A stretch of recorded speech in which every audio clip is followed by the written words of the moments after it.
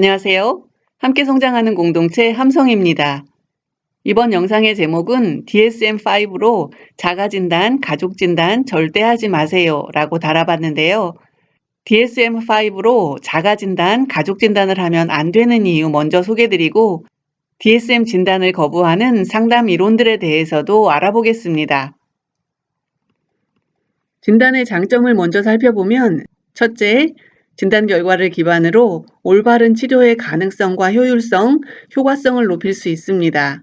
둘째, 누군가의 행동이 어떤 질환이나 장애 때문에 나타나는 증상임을 주변 사람들이 이해하면 이해와 공감, 그리고 도움을 줄 가능성이 더 높아지고, 셋째, 전문가들이 진단적 용어를 사용해서 의사소통을 원활하게 하도록 도움으로써 치료의 효율성을 높일 수 있습니다. 그러나 이런 진단의 장점에도 불구하고 한 개인이 일단 어떤 정신질환 또는 심리장애 진단을 받으면 인간으로서의 전체성보다는 그 장애와 관련한 제한된 부분에만 초점이 맞추어지기도 합니다. 인간으로서의 전체성을 놓치게 만들기도 한다는 점은 DSM 진단의 역기능이라고 할 수 있습니다. 그리고 일반인들이 DSM-5를 접할 때는 역기능을 넘어 해를 끼칠 수도 있습니다. 대학원 또는 우리나라의 경우에는 사설상담센터에서 상담사가 되기 위해 상담 이론이나 사례들을 처음 공부할 때 이거 내 얘긴데? 이거 우리 집 얘긴데? 라는 생각을 할 수 있는 것처럼 DSM-5를 처음 공부할 때는 각 장애 유형의 진단 기준에 자신이나 주변인을 맞추어 보기도 합니다. 제가 석사 과정에서 정신병리학 과목을 수강했을 때 첫 수업에서 교수가 대학원생들에게 전달한 경고는 앞으로 배우는 심리학 지식으로 자기 자신과 가족을 평가하지 말라는 것이었습니다. 우리는 자기 자신과 가족 구성원에 대해 불만과 불평을 가질 수 있습니다. 그런데 그런 불만과 불평 때문에 자신이나 타인에게 심리장애나 정신질환의 꼬리표를 붙여놓으면 상처는 더 깊어지고 관계의 균열은 더 커질 수도 있습니다. 따라서 예를 들면 집을 항상 유난히 깔끔하게 정리하고 옷 입는 것도 정해진 패턴이 있고 집을 나갈 때는 제대로 잠겼는지 손잡이를 몇 번 비틀어서 꼭 확인을 한다고 할지라도 자신, 가족, 주변 지인에게 강박장애라는 꼬리표를 달아서는 안 된다는 것입니다. 대학원에서 정신병리학을 배우는 첫 수업에서 교수가 이런 경고를 하는 것은 아직 엄격한 기준에 따라 훈련을 받지도 않았고 슈퍼바이저의 관리 감독도 받지 않는 거의 일반인이나 다름없는 석사생이나 수련생이 함부로 심리장애나 정신질환 꼬리표를 자신과 가족을 포함하여 주변 지인에게 붙이는 행위를 엄격히 차단하려는 윤리적인 노력의 일환이라고 할 수 있겠습니다. 이러한 진단은 해당 학위는 물론이고 엄격하고 윤리적인 훈련 과정까지 모두 거친 전문가만이 올바르고 윤리적으로 할 수 있는 것이기 때문입니다. DSM의 정신질환 진단에는 아주 중요한 한 가지 기준이 있는데요.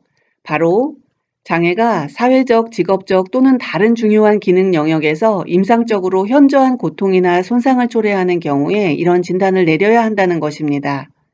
그러니까 몇 가지 증상이 있더라도 직장, 동호회, 학교, 가족관계 등의 생활 영역이 손상되거나 그로 인한 고통을 겪는 것이 아니라면 정신질환이 아닐 가능성이 높습니다. 예를 들어 주요 우울장애 진단 기준에는 크게 5가지 진단 기준이 있는데 4가지 진단 기준에 설사 어느 정도 부합하더라도 우울 증상이 삶의 중요한 기능 영역들에서 현저한 고통이나 손상을 초래하지 않는다면 그 진단을 내리지 않습니다.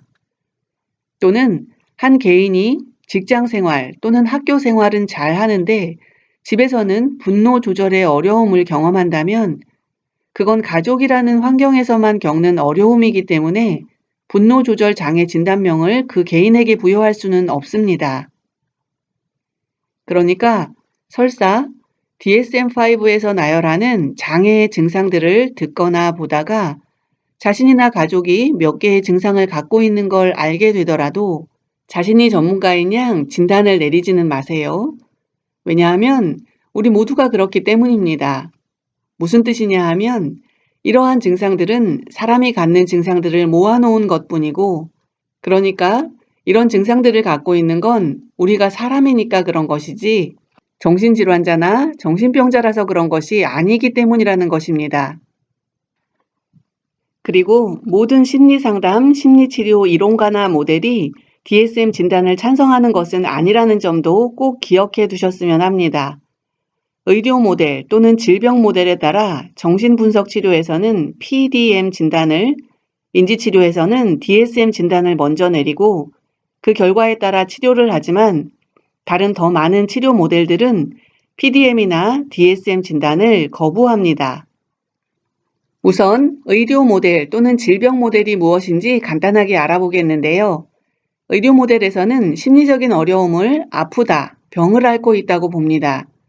그리고 병은 개인의 정신 내부에 있는 억압된 갈등과 같은 근본적인 원인 때문에 발생한다고 보기 때문에 치료 대상은 외부 증상이 아니라 내부적인 원인이라고 주장합니다.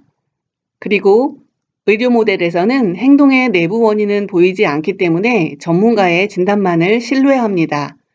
의료 행위를 할 때는 진단을 먼저 하고 그 진단 결과에 따라 치료를 하기 때문에 진단은 의료 모델의 핵심 과정입니다. 의료 모델과 진단을 거부하는 심리상담, 심리치료 모델들도 많은데요. 먼저 인간중심 치료는 내담자와의 치료 관계 형성을 매우 중요시하기 때문에 의료 모델과 진단을 거부합니다. 한 개인을 이해하는데 가장 중요한 것은 그 사람의 현실에 대한 인식을 이해하는 것이라는 믿음의 바탕을 두고 내담자가 살아가고 있는 세상을 이해하려고 노력합니다. 따라서 인간중심 치료에서는 내담자를 진단하거나 평가하는 도구를 사용하지 않습니다.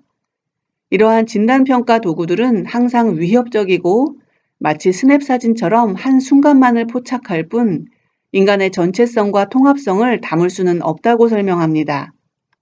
행동치료에서는 행동은 환경에 의해 결정된 것일 뿐이라고 보고 아프거나 병에 걸린 것으로 보지 않습니다. 현실치료는 전통적인 정신분석 이론과 정신의료적 접근 방식을 통해 환자에게 진단명을 부여하는 것을 비판하면서 정신병으로 받아들여지는 정신의료적 진단명들은 잘못된 것이고 그렇게 꼬리표가 달린 사람들에게는 아주 해로운 것이다 라고 설명했습니다. 해결중심 치료 이론에서는 진단을 문제중심적인 접근 방식인 의료 모델에서 사용하는 것이라고 보고 진단 대신 해결 중심적 질문들을 통해 예외적 상황과 해결책을 찾습니다.